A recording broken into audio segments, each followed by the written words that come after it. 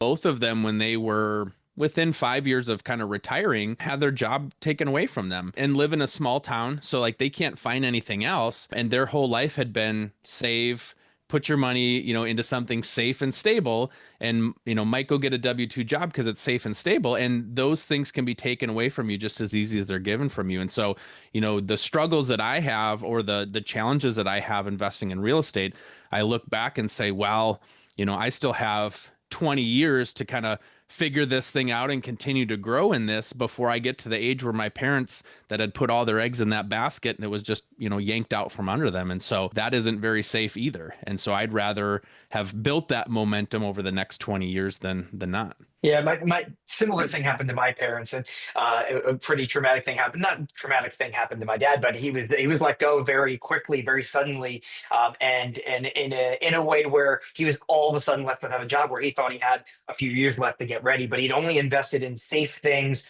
to money market accounts.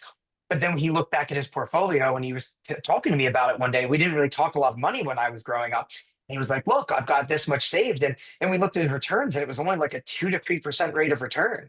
And you look at what he could have made if he looked at real estate, which on average grows between 4 and 10%, and rent has only gone up. It's one of the only more stable asset classes that exists.